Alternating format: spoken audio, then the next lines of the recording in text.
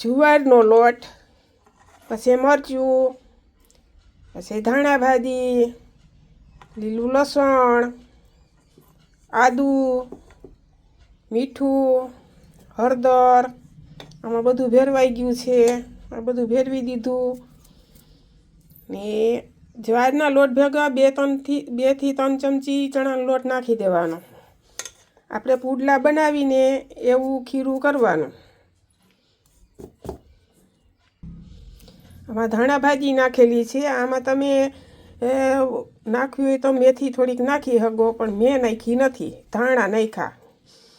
પછી એને આવી રીતે બાંધવાનો લોટને. આપણે પુડલામાં કેવું ખીરું બનાવી એવું થોડું થોડું નાખતું જવાનું, એવું ખીરું બનાવવાનું. જો આ રીતે.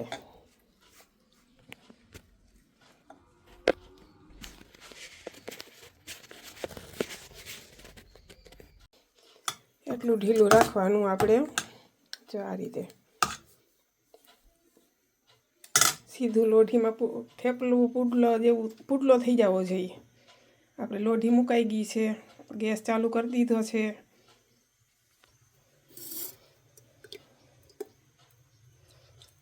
એમાં આપણે જરાક તેલ નાખવાનું.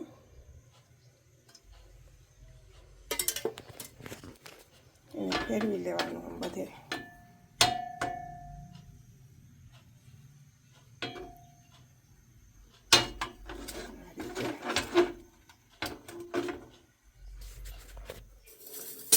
રીતે ફેરવી લેવાનું. પછી એમાં ચમચા વડે આ રીતે નાખી દેવાનું.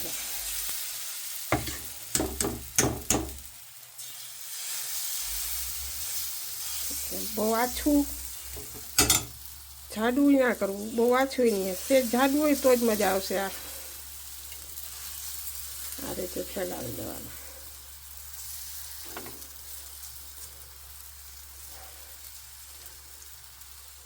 જેવા આછા કરવા હોય તો થાય, જાડા કરવા હોય તો થાય, પણ સેજ જાડું રાખી તો દહીં આયરે, ચટણી આયરે મજા આવે ખાવાની.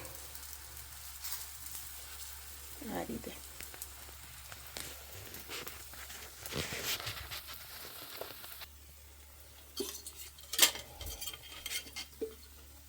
પછી જરાક છે ને ઉપર તેલ નાખી દેવાનું. આપણે પાછું નાખવું પડે નહીં.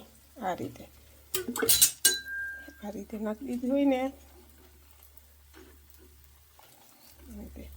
જરાક વાર ઉથલી જાય પછી એનો કરા ફેરવી લેવાનું. આ રીતે જીરીક કાચું ઉથલાવી નાખીને તો આ તૂટી જાય. જુવારના લોટમાં બહુ વક ના હોય ને એટલે. અને ચડવા દેવા પડશે હજી જરાક. આ રીતે કરવાનું. ઉથલાવો એટલે આવું થઈ જાય.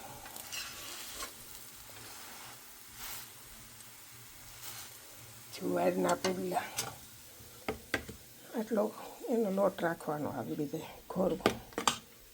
ખીરું આવું. એટલે આવા થાય જુવારના પુડલા. જો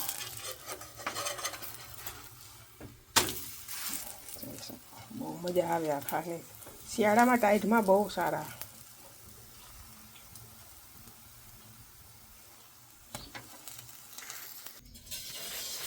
તો મિત્ર, જો આપણે જુવારના રોટનો પુડલો થઈ ગયો છે. આલ્યો મહારાજને બેહાડી દીધા જમવા. હજી બીજા બનાવવાના બાકી છે.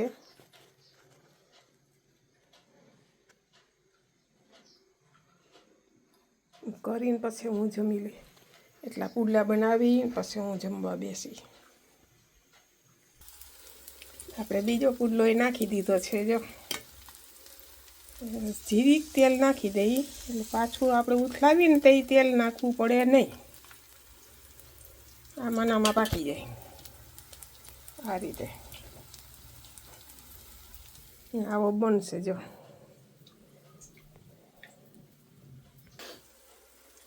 આ રીતે ઉથલાવી નાખવાનું.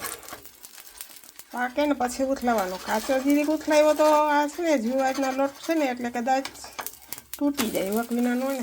આ રીતે આપણે આ બાજુ ચડી ગયો છે. જો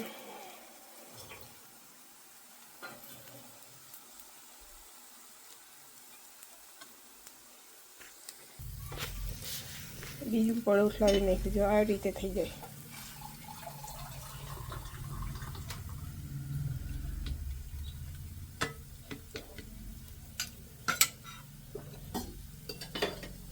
જુવારના પુડલા છે ને મિત્રો, શિયાળામાં બહુ મજા આવે, બહુ જ સારા. આ રીતે બનાવશો તો બહુ મજા આવશે.